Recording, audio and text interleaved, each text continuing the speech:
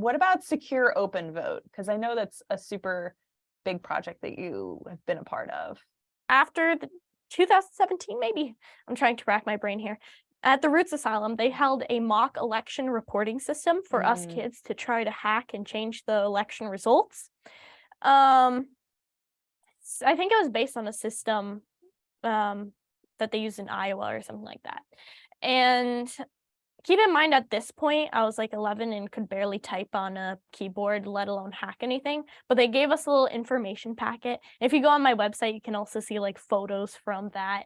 And you can see like a little packet in front of me. It's me and a bunch of like 8 to 15-year-olds hacking this thing. And we all hacked it in under 15 minutes. And me being a kid, I was never interested in anything election related. Like, there's so much misconception almost when it comes to voting that it's just like an adult thing. And I know kids should not necessarily be involved in politics because they can be more easily swayed, but they shouldn't at least know how our government system works, you know? Right. And I just didn't know anything about it. But once I saw I could hack it, I'm like, why is this system so flawed? So I talked to people at the voting village at DEF CON, and I met a bunch of people, watched a lot of documentaries, and did a butt ton of research on all things elections. And around that point, Congresswoman Mickey Sherrill of New Jersey invited me to go to a congressional hearing on election security.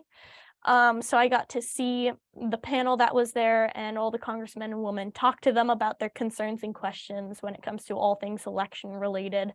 And I'm like, I could build a better system than what we have now. I wanted something that was open source with a paper trail so that everything could be tracked in a physical way, because a machine can be hacked, a piece of paper can't. So that's when I started Secure Open Vote, my own end-to-end election system. I created the reporting system, since that's the first thing I also hacked. And I brought it to DEF CON, and I brought it internationally to DEF Camp, not to be confused with DEF CON. Told the hackers, okay, try to hack it. Tell me how I can make this system better. Tell me what's wrong with it. People tried to hack it. So far, it hasn't been hacked.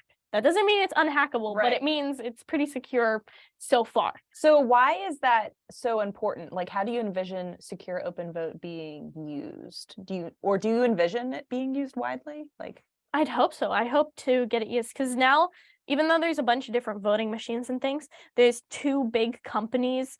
It's a consolidation of all of those resources between the 2 companies. Yeah, so it's really just one big company that does it. And since they have like no real competition, they don't really care about updating things.